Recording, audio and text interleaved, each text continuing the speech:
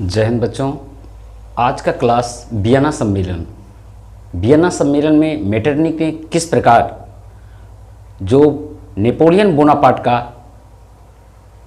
लोकतंत्र जो स्थापित किए थे उसको समाप्त कर फिर से राजतंत्र स्थापित करने का जो काम किया वियना सम्मेलन में, उसके बारे में आज पढ़ते हैं। चलो स्टार्ट करते हैं। तो वियना सम्मेलन 1815 में वियना ऑस्ट्रिया की राजधानी में आयोजित किया गया। इसका मूल उद्देश्य नेपोलियन बोनापार्ट द्वारा यूरोप में जो फैलाई गई व्यवस्था थी, जिसको राजतंत्र को समाप्त कर लोकतंत्र की जो स्थापना की थी नेपोलियन बोनापार्ट ने, उसको समाप्त कर, क्योंकि नेपोलियन बोनापार्ट हार जाने के बाद उसे सेंट हेलेना द्वीप पर भेज दिया गया था, जो पिछले क्लास में हम सब पढ़ चुके थे। अब इसके बाद सम्मेलन बुलाया गया और सभी राजाओं को, यूरोप के अधिकांश राजाओं को बुला के फिर से पुरानी रूढ़िवादी व्यवस्था को स्थापित करने का श्रेय मेटरनिख को जाता है, जो ऑस्ट्रिया का चांसलर था। ऑस्ट्रिया का चांसलर मेटरनिख ने वियना सम्मेलन का आयोजन किया था। उसके बाद सबसे पहले फ्रांस में राजतंत्र लाने की प्रयास किया, क्योंकि फ्रांस सीखता है तो पूरा यूरोप में फैलता है। इसका कथन मेटरनिख ने कहा था कि अगर फ्रांस को सर्दी लगे तो पूरा यूरोप सीखता है, ये मेटरनिख ने कहा था। इसीलिए सबसे पहले उन्होंने सोचा कि अगर हम फ्रांस में फिर से राजतंत्र स्थापित कर दें तो धीरे धीरे पूरा यूरोप में फिर से राजतंत्र स्थापित हो जाएगा। इसलिए उन्होंने फ्रांस में पुनः बुर्बो वंश की स्थापना किया और बुर्बो वंश के लुई 18वां को फिर से राजा बनाया गया, क्योंकि 17वां तो बना नहीं। क्योंकि उसके पिता लुई 16वां को गिलोटिन चढ़ा दिया गया था, जो पिछले क्लास में हम सब पढ़ चुके हैं, जिसके कारण वो अब बनना चाहता नहीं था, परंतु लुई 18वां राजा बन गया और वो बड़ा ही सीधा राजा था। उससे किसी भी प्रजा को कोई परेशानी होने वाली बात भी नहीं थी, इसलिए उसको राजा बना दिया गया।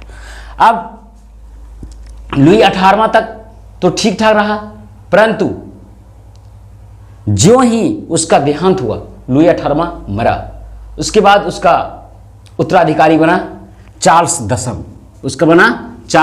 दसम। इसने ये भी अपने से डायरेक्ट कानून बदलना नहीं चाहता था। इसने अपना एक प्रधानमंत्री नियुक्त किया, जिसको पोलिग्नेक।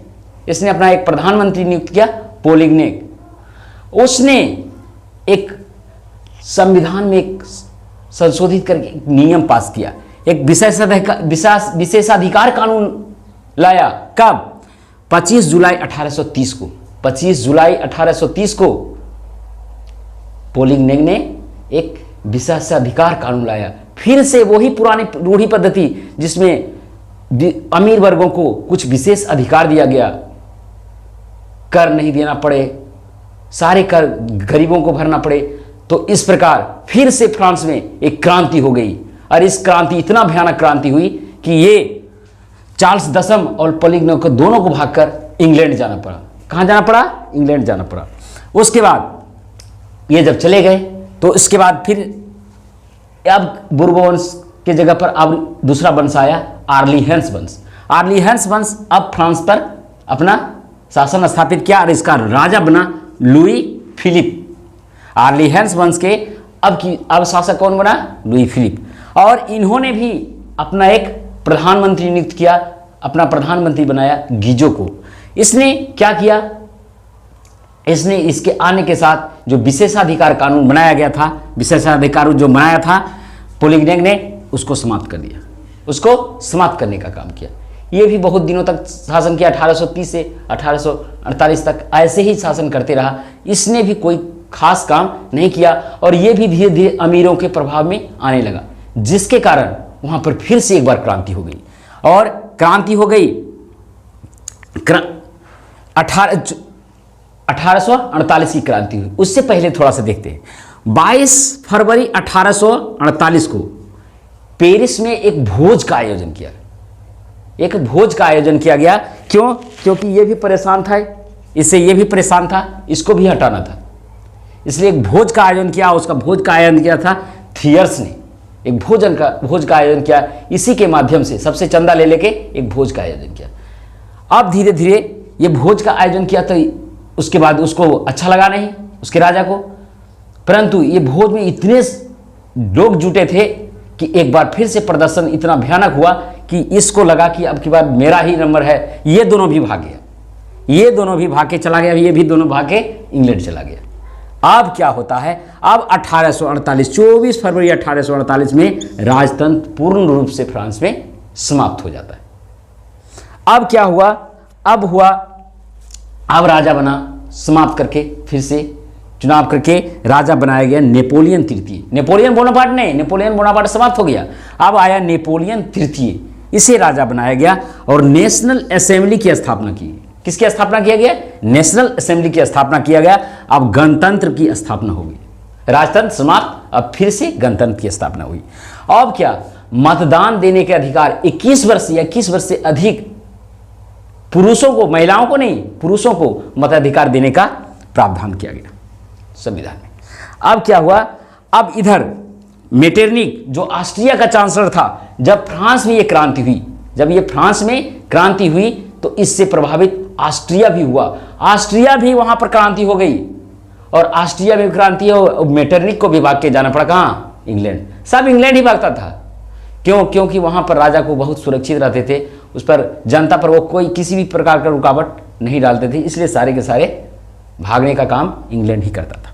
और इधर जब वियना सम्मेलन हुआ तो इटली का विभाजन 7 भागों में इटली को बांट दिया गया वियना सम्मेलन में। इसको देखते हैं, जैसे मेटरनिक ने जब ऑस्ट्रिया में सम्मेलन किया तो उसके बाद, क्योंकि ये सारे क्षेत्र को नेपोलियन जीता हुआ था, और जब इसको वहां पर सम्मेलन किया तो इटली को 7 भागों में बांट दिया। ये जो छोटा सा एरिया देख रहे हैं, ये इटली के राजा को मिला। एल्बर्ट वहां का राजा था, इसको मिला इस थोड़ा सा क्षेत्र, पिडमोंट और यहाँ 2 और क्षेत्र है छोटा छोटा, वो सारे इलाका किसको मिला? वहां के राजा को। लोम्बार्डी और वेनेसिया, ये दोनों एरिया कौन ले लिया? ऑस्ट्रिया ले लिया। क्यों? क्योंकि बोला भाई हम लड़ाई किए हैं, हम इतना खर्च हुआ मेरा, तो हम इस क्षेत्र को लेंगे। बेचारा जो इटली का राजा था वो कुछ नहीं बोल पाया।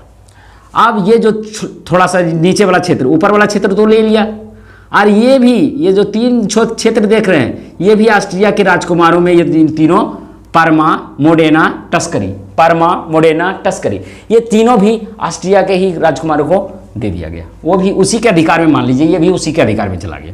ये कुछ क्षेत्र पोप का था, और ये जो नेपल्स है, ये जो एरिया नीचे वाला देख रहे हैं, ये दिया फ्रांस को, ताकि तुम भी खुश रहो, तुम भी इस लड़ाई में भाग लिया है तो तुम भी खुश रहो। नेपोलियन को भगाने का, मारने का काम किया, तो इसके कारण इसको भी दे दिया गया। अब क्या हुआ, अब ये बेचारा तो छोटा पड़ गया। तो उसके बाद जब आगे पढ़ेंगे, अगला कल का अध्याय का टॉपिक है इटली का एकीकरण। इतने भागों में जो बटा हुआ था इटली, उसको एक कैसे हुआ, इसके बारे में कल पढ़ेंगे। आज यही तक, जय हिंद।